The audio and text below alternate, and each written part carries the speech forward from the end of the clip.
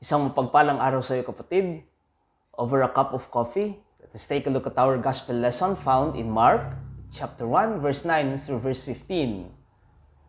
Bahagi sa banal na kasulatan, una ay yung pagbabautismo kay Jesus. Pangalawa, yung tentasyon kay Jesus. At pangatlo, yung gawain ng ministeryo ng ating Panginoong Jesus ng pagbabahagi ng mabuting balita.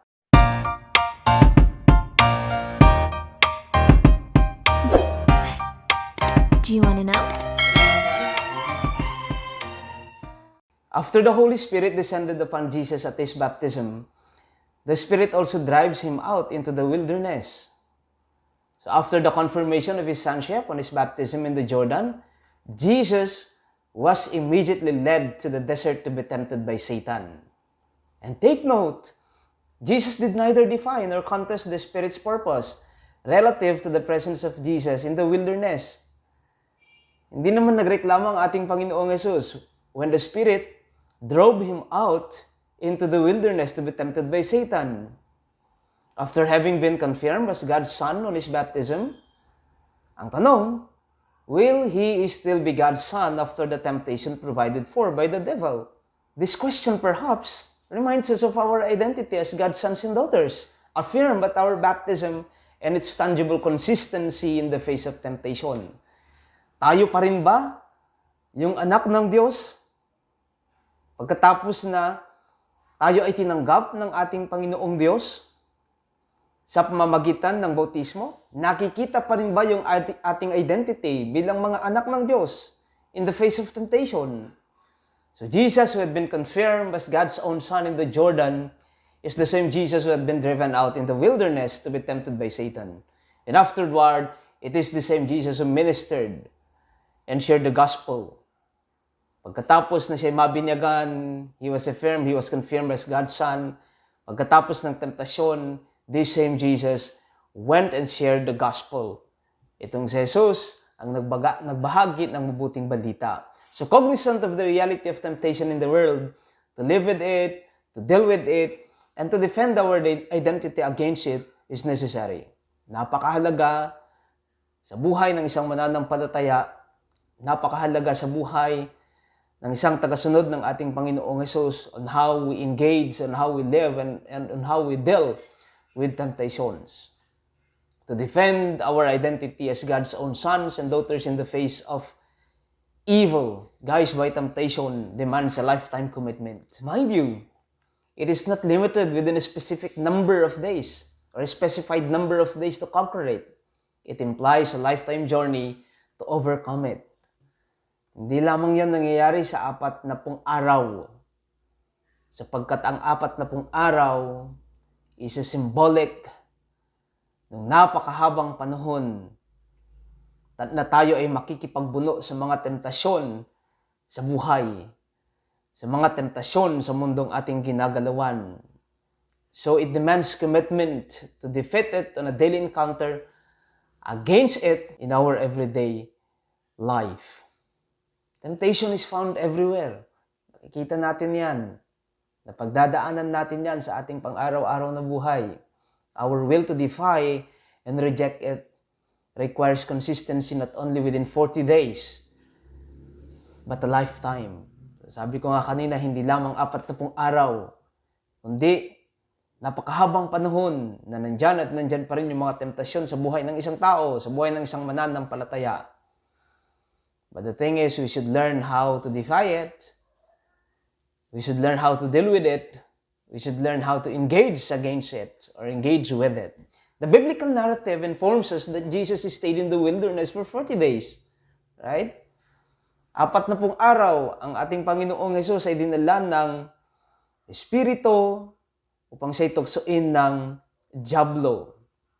The 40 days is an allusion of the Israelite community's wandering experience. Yung 40 or 40 years before the final settlement in the land promised to them by Yahweh in Canaan, right?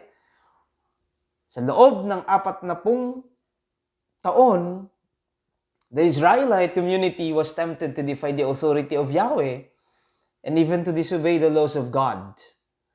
Mga pagkakataon na sila ay nagduda, may mga pagkakataon that they go against the plan of God and the will of God. So even in the face of scarcity, they doubted the provision of the Holy One who brought them out of Egypt where they were slaves. Mas mabuti na lang sana, ika nila sa ating Panginoon, na pinatay mo na lang kami, iniwan mo na lang kami doon sa Ehipto, kaysa dadalhin mo kami dito sa ilang, na wala man lang kaming makain. In the face of threat, they questioned the faithfulness of God. But however, their hostile and unfavorable experiences moved them to look and depend upon someone who promises them shalom and liberation from their desperate condition. Sa kabila man na pinagdudahan nila yung katapatan ng Panginoon, sa kabila man na pinagdudahan nila yung probisyon ng Panginoon samantalang sila ay nasa ilang, ito naman yung kanilang karanasan sa ilang ang nagpalalim naman ng kanilang pananampalataya sa iisang Diyos, sa buhay ni Diyos, na handang ipakita ang kanyang katapatan sa kanila sa kabila man ng kanilang katigasan ng ulo. They learn to depend not upon their skills and capability. They rely upon the aid of the Holy One of Israel. And so as a result, they had proven that this Supreme Being had never abandoned them nor intended to forget His promise to bring them in the land filled with milk and honey. At nakita at napatunayan nila sa pamamagitan ng kanilang karanasan sa ilang ang katapatan ng kanilang Diyos, na kailanman hindi sila iniwan, hindi sila pinabayaan, pinagkaloob ng Panginoon ng kanilang makailangan sa kanilang pang-araw-araw na buhay, at sila nga ay dinala doon sa lupa na kanyang ipinangako para sa kanila. Their wilderness experience unveils the unwavering divine reality of the Holy One who rescued them from slavery and sustained them through their wilderness journey. So napakaganda yung kanilang karanasan sa ilang. Hindi lamang punong-puno ng temptasyon, kundi doon sa ilang kanilang napatunayan ang katapatan ng Panginoon sa kanila. Wilderness is not only a place to constantly encounter temptations, but it is also a journey to steadfastly prove and witness God's constant presence in the midst of barrenness and chaos. Hindi lamang sa ilang matatagpuan natin ang temptasyon, hindi lamang sa mundong ating ginagalawan natin matatagpuan ng mga temptasyon. But maging sa buhay na ipinagkaloob ng Diyos sa atin, we can still prove and witness God's constant presence. So even in the midst of barrenness, even in the midst of chaos, ano man yung maaari nating pagdaanan sa ating pang-araw-araw na buhay, God will never miss every opportunity to provide hope even in the face of temptations. Kagaya ng karanasan ng ating Panginoong Jesus. The angels of God were tasked to help people to move on after we grapple against the deception caused by evil. Meron mang mga temptasyon, ngunit ang banal na kasulatan sabi niya na punta roon ang mga anghel ng Diyos at tinulungan ng ating Panginoong Jesus. God still works to attend and help us to move on from the power of evil, from the power of temptation. So even in the midst of our wilderness experience, hostility, barrenness, scarcity, and hopelessness, God will still work to attend and help us to move on from the power of evil and that of temptation. Jesus' presence in the wilderness alludes to the existence of temptation and evil in the world. But to conquer it remains a constant battle between good and evil. Isang napakahalagang hamon para sa ating lahat. How do we contest? How do we dismantle the power of evil, the power of temptation in the world?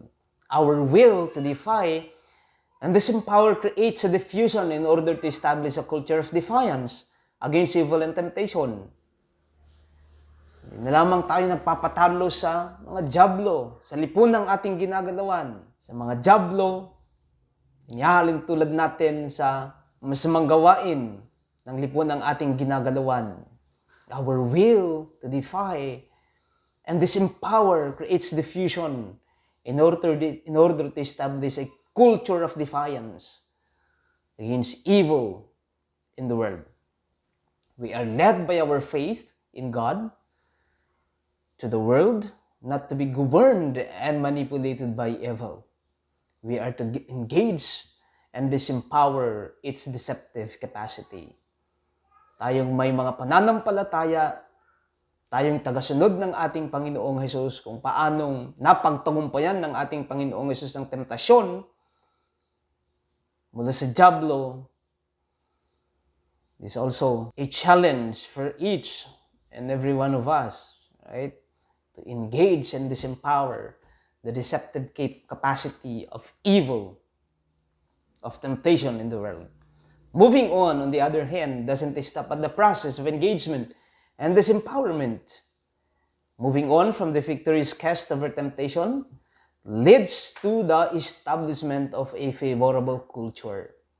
The culture of sharing the goodness about the kingdom. Maibabahagi yung tunay at mabuting balita if we learn to defy, if we learn to disempower the evil of this world.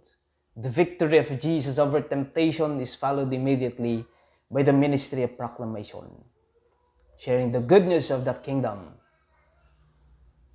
At ang panggagapin natin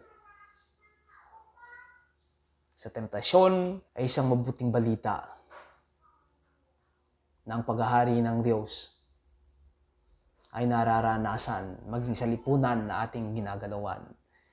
Jesus' wilderness experience does not avoid him, but enables him to continue upon the mission by which he is sent to fulfill.